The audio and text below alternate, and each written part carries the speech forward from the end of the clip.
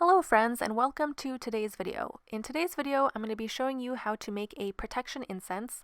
This protection incense is made with all herbs and spices which you will be using on a charcoal disc, and this incense is meant to be burned around your home, to cleanse yourself, or before any ritual you do, just to get rid of any negative energies or protect yourself from any negative entities that might want to enter your space. And if you follow our new Instagram account, which is at Aquarian Plant Magic, last week we posted a short video and asked you guys whether you wanted to see a full-length video on this, so that's what I'm doing today so you can learn how to make this yourself. Let's get started. The first ingredient you will need is star anise. Star anise is a very aromatic spice shaped like a star. It is often used in incense blends to invoke protective deities or ancestors, as well as banish any negative energy or entities. Star anise is also very lucky. Just imagine this as your lucky star. It can be worn as an amulet or placed on your altar to increase luck and power. Star anise increases your own personal power so that you are strong enough to protect yourself spiritually or in case of psychic attack. Sage, as you probably already know, is widely used for its purification properties, since most people use it as an incense on its own or in the form of a sage wand. Sage offers the virtues of strength, mental health, and wisdom and helps banish all evil. It is used to fumigate your sacred space, bringing protection, cleansing, and purification. The pine tree is a highly protective tree known as the herb of protection and the herb of purification. It not only purifies, but it also can send dark forces back to their source. It is said that when pine needles are scattered on the floor, they drive away evil, and when they are burned, they help exorcise the area of any negativity. They are also used in cleansing baths and can be used to reverse or send back any negative spells that have been done to you. Allspice is ruled by the planet Mars and the element of fire. It is often burned as an incense to attract luck, and is also added to many different types of mixtures to bring that sort of lucky element to it. It is also used to promote healing and protection.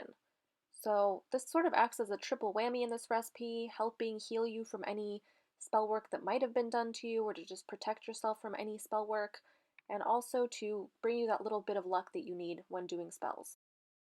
Rosemary is one of the oldest incenses that has been used for its powerful cleansing and negativity removing properties. It is also used to cleanse the hands with a herbal infusion before doing any kind of healing or spell work, and this is why I used it in one of my recipes that you can find in my book, but I also did a video on it if you look on my channel for a mullein divination wash.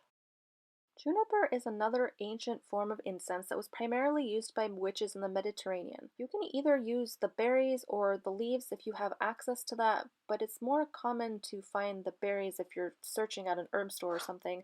But if it grows near you, you can also use the branches, and it is said when carried or burned, juniper helps the psychic powers and breaks hexes and curses and helps drive away negativity and evil energies.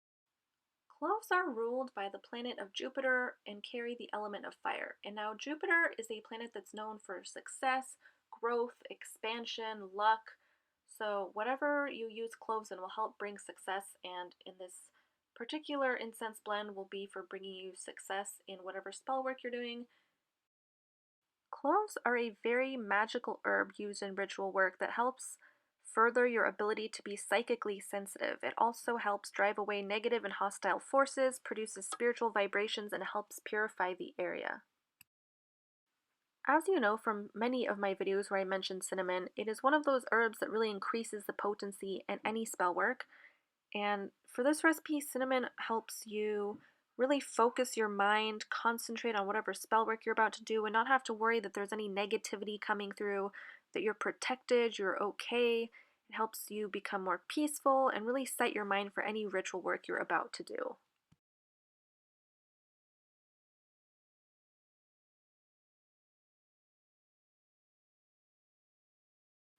Frankincense has been used since the time of the ancient Egyptians to honor the different gods and goddesses, and in more modern times in the Catholic Church. And when burned, frankincense releases powerful vibrations which not only uplift the area but also drive out any evil or negativity. It's used in incense for exorcism, protection, purification, and consecration. While you might think of roses as a love herb, it is also considered a very sacred herb for consecration and protection. And if you sprinkle rose petals around your house, it also helps calm any stress or upheavals in your home. And sometimes herbs just call out to you when you're coming up with these ingredients. And I kept going back to the rose petals. And while some of you might not add roses to a protection blend, for some reason I just really wanted to add them. To start off making the incense, I like to add in all the harder spices or herbs. I call everything herbs, but of course, these are all different spices. I find it easier to add in these harder, easier to crush herbs. So first I added in the allspice and I ground that down as fine as I could, and then I'm adding the cloves and just getting that as fine as you can. If there's some larger pieces, it's hard. It takes a long time to crush these, so just really put in your intentions when you're doing this while you're focusing and spending all that time crushing them. And now add in your allspice, which is another harder, but these pop right open, really. Um, so add those in, just get them crushed up really finely. And if you only had these three herbs, you can use this as a protection incense if you're just starting on your path and you might not have all the ingredients, or if you wanted to use these four ingredients and add in the cinnamon too. That would work perfectly. And later on down the road, when you're a little bit more experienced or you have more access and you grow your herb collection, you can always add in the other herbs later on down the road. So just get these ground up as finely as you can. After you added in your harder spices, now you can add in your resins like the frankincense. Myrrh would also work really well in here. It's also very protective if you wanted to do both or if you have one or the other. And just try to grind this up. And frankincense has a tendency to really stick to anything it touches. So if you add it in after you add in a few other herbs, it sort of mixes and sticks to the herbs so it doesn't stick to your mortar and pestle as much.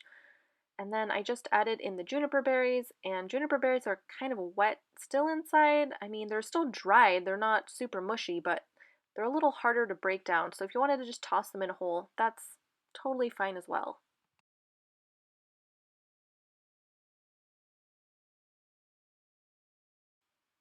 Next, I'm adding in the rosemary, and I bought this from an herb shop, so it's already broken down. But if you have rosemary growing in your garden, or you have a friend or family member, or you can even get fresh rosemary at most grocery stores, I think, you can dry it yourself and then add it in whole or process it yourself, and it looks a lot more bright green when you have a fresh version. And I just added in the sage, and I'm using garden sage, but you can use whatever kind of sage you have around, except white sage, of course. And if you want to know more about that, just follow us anywhere on social media or my website, and you can learn more about that. And then I'm also adding pine needles, and I picked these myself from a pine tree, but I think if you buy it at an herb shop, it should come already broken down into small pieces. But of course, when you're picking your own herbs and drying them, you're really adding in your intention and the time and the energy it really takes. You're really sitting with the plant, getting to know it, getting to know all the different aspects about the plant. So I really love doing everything myself. But of course, that's totally unnecessary. It's just a way I like to commune with the plants. And lastly, I'm adding in my rose petals. I use red rose petals. There's no real reason I use the color red. That's just what I had. So if you have pink, yellow, if you have roses in your garden, or somebody gave you a bouquet and you want to dry those and add them in, that's totally fine. Give your incense a final mix and it's pretty much ready. As an optional step, I added 3 black tourmaline to the incense, and as you guys know, I charge most powders, incenses, oils, any supplies that I make with a candle. So here I'm using a red candle, and red is for protection. You could also use a black candle if you wanted, but I chose to use red, and just place it in the center of your incense. Don't stick it to the bottom, but try and find a little holder or something to set it on so it doesn't melt into your incense. And just light it and let the candle burn fully down. And if you wanted to inscribe the candle with words of protection or sigils, you can also do that.